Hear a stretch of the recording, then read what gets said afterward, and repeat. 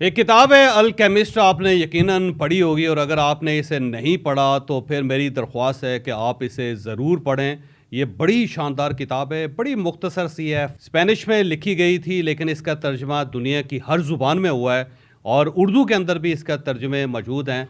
मुख्तलिफ आपको जो बुक स्टॉल्स हैं उनके अंदर से मिल सकती है, किताबों की दुकानों से मिल सकती है। पाओलो कोएल्हो एक राइटर है, बड़ा ही मशहूर राइटर है और उसने ये किताब लिखी थी और बड़ी शानदार किताब है। मैं उसे कई मरतबा पढ़ चुका हूँ। इसके अंदर एक वाक़या है जिससे आज के जो सेशन है उसका मैं आगाज़ करूँगा। वो वाक़या ये है कि जो उसका मेन करैक्टर है वो ये बताता है कि जनाब एक नौजवान आया और वो किसी नवाब और बड़े जो नवाब थे उसके घर गया और वो बड़ी शानदार हवेली, बहुत बड़ा उसने महल बनाया हुआ था। तो वो महल देखना चाहता था। तो जो घर का मालिक था उसने कहा कि ठीक है, आप इस महल को देखो, लेकिन मेरी एक शर्त है। तो उसने कहा क्या शर्त है? तो उसने उसके हाथ में एक चम्मच पकड़ाई और चम्मच पकड़ा के उस चम्मच के अंदर थोड़ा सा ऑयल डाल दिया, तेल, और डाल के उसने कहा कि आपने ये चम्मच लेके जानी और पूरा महल आपने देखना है, लेकिन शर्त ये है कि आपने महल भी देखना है और इस चम्मच में से ऑयल भी नहीं गिरना चाहिए। तो उसने कहा जी ठीक है, मैं कोशिश करता हूँ। तो उसके बाद वो लड़का गया, पूरा महल फिर के आया और वापस आया तो वाकई उसकी जो चम्मच थी उसके अंदर ऑयल उसी तरह था, गिरा नहीं था। तो उसके बाद जो मालिक था महल का उससे पूछा कि हाँ बताओ अब मेरे महल में क्या क्या है, कॉरिडोर्स कितने हैं, सहन कितने हैं, दरवाजे कितने हैं, छतें कैसी हैं, फर्श कैसे हैं, जो मैंने फव्वारे लगाए हुए हैं वो कैसे हैं, जो शैंडलियर्स हैं उनके कलर्स कैसे हैं, फिर जो पर्दे मैंने लगाए हुए हैं वो कैसे हैं। तो उसने कहा जी मैं माफ़ी चाहता हूँ, मैं तो गया था लेकिन मैं किसी चीज़ को नहीं देख सका। तो उसने कहा क्यों नहीं देख सके? उसने कहा इसलिए कि मैं चम्मच में से जो ऑयल था वो बचा रहा था, क्योंकि मैं अगर दाएं बाएं देखता ऊपर नीचे तो ऑयल गिर जाता। तो वो जो मालिक था वो हंसा, उसने हंस के कहा कि तू बड़ा अजीब आदमी है, जिस काम के लिए तू आया था वो काम तो तुमने किया ही नहीं, तो फिर इस चम्मच के ऑयल का तुम्हें क्या फ़ायदा हुआ? तो ये तो यूज़लेस है, क्योंकि तुम्हें वो काम भी करना चाहिए था जिसके लिए तुम आए थे। तो मैं तुम्हें दोबारा मौका देता हूँ कि पूरा महल देखो और देखने के बाद आके मुझे बताओ कि कैसा महल है। तो उसने कहा जी ठीक है। तो दोबारा उसके हाथ में चम्मच पकड़ा दी गई और उसमें ऑयल डाल दिया गया। उसने कहा जा बिस्मिल्लाह कर। तो लड़का गया और जाने के बाद वापस आया और उससे पूरी तफसील बताई कि महल कैसा है, कितना शानदार है, फुहारे कहाँ कहाँ लगे हुए हैं, बेडरूम कैसे हैं और जो आर्किटेक्चर है उसका कितना अच्छा है, शैंडलियर कैसे है, पर्दे कैसे हैं, सोफ़े कैसे हैं, और जब दरवाजे खुलते हैं तो किस किस्म की आवाज़ें आती हैं, जो मुलाजिम हैं वहाँ पे वो क्या हैं, डाइनिंग टेबल के ऊपर कौन कौन से खाने लगे हुए थे। तो सारी उसने पूरी तफसील बताई। तो जब तफसील सुनी तो फिर फौरी तौर पर मालिक ने आकर कहा कि अब चम्मच की तरफ देखो। तो उसे चम्मच की तरफ देखा तो वो खाली थी, आयल रास्ते में गिर गया था। तो फिर उसने कहा कि देखो बात सुनो, महल देखना तो ठीक था, अच्छा था, तुमने देखना था, अच्छी बात है, लेकिन साथ एक दूसरी शर्त भी थी कि तुमने अपनी चम्मच का जो तेल था उसे गिरने भी नहीं देना था। तो वो भी गिर गया। तो उसने कहा ये बात तो दुरुस्त है, क्योंकि मेरे पास ऑप्शन सिर्फ एक ही था, या मैं चम्मच का ऑयल बचा लेता या फिर मैं महल देख लेता। तो मैंने वो काम किया जिसके लिए मैं यहाँ पे आया था और मैंने दूसरा काम जो आपने मुझे दिया था तो उससे मैंने सेक्रीफाइस कर लिया, उससे मैंने कुर्बान कर दिया। तो ये मेरा फैसला था। अब जो अल्केमिस्ट के अंदर ये जो वाक़या बयान किया गया है उसकी वजह कुछ और है। वो इसलिए बयान किया गया है कि ये बताया जाए कि हम लोग दो चीज़ें कैरी करते हैं, एक हमारा जिस्म होता है और एक हमारी स्पिरिट होती है। और जो स्पिरिट है वो बेसिकली वो एक चम्मच के अंदर ऑयल है जिसको हमने महफूज रखना होता है, और जो हमारी बॉडी है वो सिर्फ दुनिया का मेला देखने के लिए आई है, वो दुनिया का मेला देखना चाहती है।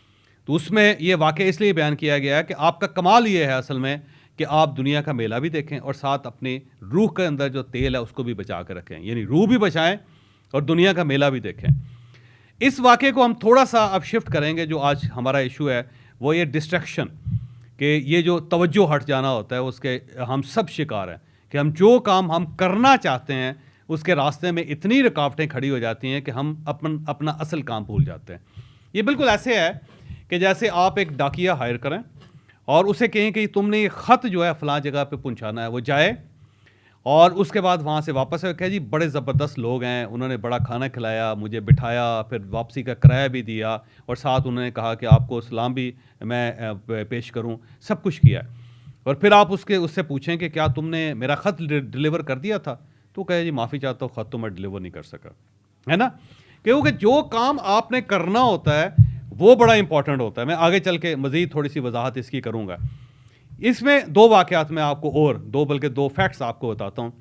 एक फैक्ट तो ये है कि अगर आपने रेशम का कपड़ा देखा हो ना, तो रेशम का जो कपड़ा है उसमें जो रेशम होती है वो रेशम का कीड़ा बुनता है, वो कीड़ा बनाता है, वो आर्टिफिशियल नहीं बनता। अब ये जो रेशम का कीड़ा होता है, इसे एक ककोन होती है उसके अंदर वो घुसता है और इसे हमेशा पाला जाता है ये जो शहतूत के दरख्त हैं उनके ऊपर, क्योंकि ये शहतूत के पत्ते खाता है। तो पत्ते खा खा के वो रेशम बुनता जाता है। तो एक वक्त ऐसा आता है कि अगर उस वक्त कीड़े को ना मारा जाए तो जो रेशम उससे बुना होता है उसको वो खा जाता है। तो वक्त एक ऐसा आ जाता है कि आपने ये फैसला करना होता है कि आपने कीड़ा बचाना है या फिर आपने रेशम बचाना है। यानी आपने जो असल प्रोडक्ट है उसकी हिफाजत करनी है या फिर आपने उस प्रोडक्ट को प्रोड्यूस करने वाली मशीन या प्रोड्यूस करने वाले लोगों की हिफाजत करनी है। तो एक फ़ैसला आपको ये करना पड़ता है। सेम इस तरह शहद है, जो शायद आप और मैं भी इस्तेमाल करते हैं, हनी। तो ये जो हनी होती है, ये हनी बीज जो इसकी मक्खियाँ हैं वो बनाती हैं, और ये मक्खियाँ बनाती हैं अपने लिए।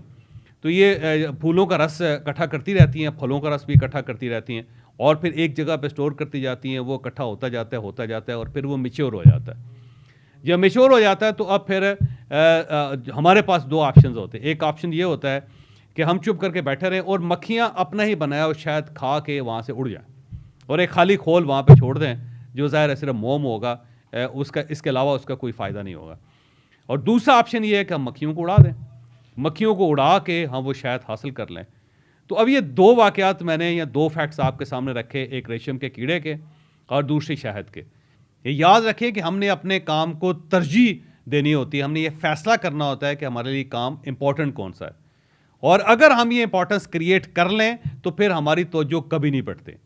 लेकिन अगर फ़र्ज़ करें कि हमने उसको प्रायोरिटी नहीं बनाया तो फिर हमारी तवज्जो जो बढ़ती चली जाती है। और सबसे बड़ी जो डिस्ट्रैक्शन इस वक्त आज के दौर में है वो स्क्रीन है। ये मोबाइल फ़ोन की स्क्रीन सबसे ज़्यादा, यानी 90% हमारा टाइम जो है वो मोबाइल फ़ोन की स्क्रीन वो हमारा ज़ाया करती है। यानी यूँ ही हमने फ़ोन करने के लिए हम मोबाइल खोलते हैं और एक नंबर ट्रेस कर रहे होते हैं तो साथ ही सोशल मीडिया की कोई ना कोई ऐप खुल जाती है और हमारे फ़ौरन माइंड वो शिफ्ट हो जाता है, और 15 मिनट 20 मिनट गुजरने के बाद हम ये सोचते रह जाते हैं कि ओहो हमने किसको फ़ोन करना था, और उस वक्त तक हम याद ही हमारे ज़हन में रहता ही नहीं है कि किस शख्स को हमने फ़ोन करने के लिए मोबाइल खोला था।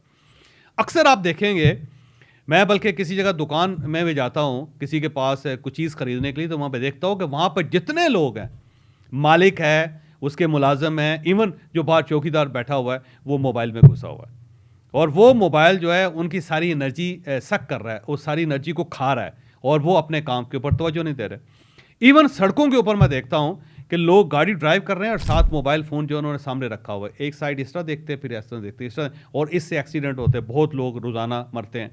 बल्कि यूरोप के अंदर तो बाकायदा पाबंदी है कि अगर आपके हाथ में भी मोबाइल किसी को नज़र आ जाए, कैमरे में भी आ जाए ड्राइविंग करते हुए, तो ठीक ठाक किस्म का जुर्माना ठोक देते हैं, क्योंकि वो कहते हैं कि मोबाइल चलाना, देखना, इस्तेमाल करना तो बड़ी दूर की बात है, आपके हाथ में भी उस वक्त नहीं होना चाहिए, क्योंकि वो एक डिस्ट्रैक्शन क्रिएट करता है।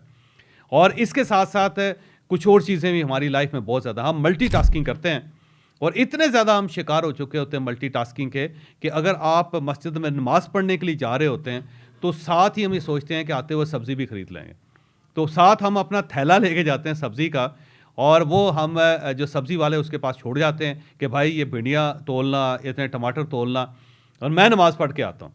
अब होता ये है कि हमारा जो माइंड है वो हम उस सब्ज़ी फ़रोश के पास छोड़ जाते हैं, क्योंकि हमें ये ख्याल रहता है कि पता नहीं उसने टमाटर अच्छे डाले होंगे, सब्ज़ी उसने अच्छी दी होगी, कहीं उसने गड़बड़ ना कर दी हो सकता है उन्होंने उसने कम तोला हो सकता है उसने ऊपर अच्छी चीज़ें डाल दी हो, नीचे गली हुई चीज़ें डाल दी हों, और इस डिस्ट्रैक्शन के साथ हम नमाज़ पढ़ने के लिए जाते हैं।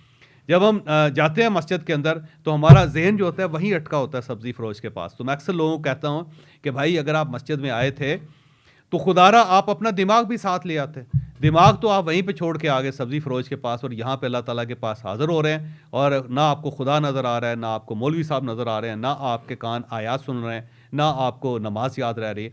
बल्कि बाज़ औक़ात तो मौलवी साहब नमाज़ पढ़ाते हुए भूल जाते हैं, क्योंकि वो भी अपना दिमाग कहीं ना कहीं छोड़ के आए होते हैं। ये जो दिमाग छोड़ने का प्रोसेस है, ये बेसिकली डिस्ट्रैक्शंस होती हैं।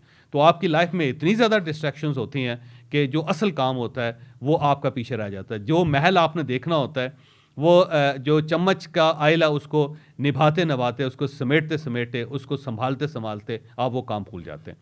और इसी तरह जो बच्चे स्कूल जा रहे होते हैं पढ़ने के लिए, उनके अंदर हर चीज़ बड़ी इंपॉर्टेंट होती है। वो अपने किताबों पे बड़ी तवज्जो देंगे, वो अपनी यूनिफॉर्म पे बड़ी तवज्जो देंगे, वो अपने लंच बॉक्स के ऊपर बड़ी तवज्जो देंगे, वो अपने शूज़ रोज़ पॉलिश करेंगे, लेकिन जो असल काम था पढ़ाई, वो उनकी प्रायोरिटी नहीं होगी। तो वहाँ पे आके मार खा जाएंगे। इस तरह बिजनेस के अंदर मैं देखता हूँ कि जितने बिजनेसमैन होते हैं उनके पास अगर सबसे कम टाइम होता है तो अपने बिजनेस के लिए होता है। इवन जितने प्रोफेशनल हैं, जितने स्किल्ड हैं लोग हैं, उनके पास अपनी स्किल के लिए कोई टाइम नहीं होता, बाकी सब काम उनके पास बहुत होते हैं। बहुत उनके पास वक्त होता है कि जिनके ऊपर वो वक्त ज़ाया करते हैं। यही वजह है कि जब हम किसी प्रैक्टिकल लाइफ में जाते हैं, किसी प्रोफेशन में जाते हैं, तो हम वहीं पे स्टैंड करते हैं, हम उसको डेवलप ही नहीं करते। बाकी हर चीज़ के अंदर डेवलपमेंट कर लेंगे, मोटरसाइकिल से गाड़ी पे आ जाएंगे, गाड़ी से बड़ी गाड़ी पे आ जाएंगे, छोटे घर से किराए के घर से अपने घर पे आ जाएंगे, अपने घर को बड़े घर में कन्वर्ट कर लेंगे, 10,000 रुपये को 10 लाख रुपए में तब्दील कर लेंगे। और रिलेशन जो होंगे, एक दोस्त के बजाय 10 दोस्त हम क्रिएट कर लेंगे, एक शहर से बड़े शहर में जा, हर चीज़ हम डेवलप कर लेंगे। लेकिन अगर कोई चीज़ डेवलप नहीं करेंगे तो अपनी स्किल को इन्हांस नहीं करेंगे, अपना प्रोफेशन जो है उसको बेहतर नहीं बनाएंगे, वो वहीं क्लर्क के क्लर्क ही रहेंगे, उसके अंदर कोई चीज़ नई लेकर नहीं आएंगे। पुराने इक्विपमेंट्स होंगे, उनके साथ काम चला रहे होंगे, पुराने दफ्तर के अंदर बैठे होंगे, पुराने क्लाइंट्स को लेके बैठे होंगे। उसकी वजह यह है कि जो असल काम था हम उससे डिस्ट्रैक्ट हो गए हैं, वो डिस्ट्रैक्शन का शिकार हो गया। और जो बाकी काम है जिसके अंदर हमने एक चम्मच पकड़ी हुई, जिसके अंदर आयल है, वो उसको संभालते फिर रहे हैं। और जो असल काम था, जिसने हमें इज्जत दी, जिसने हमें रिज़्क दिया, जिसने हमें कामयाबी दी, उसको हमने साइड पे कर दिया, उसको हम भूल गए। तो जब हमने ये कर लिया तो उसका हमें नुकसान हुआ।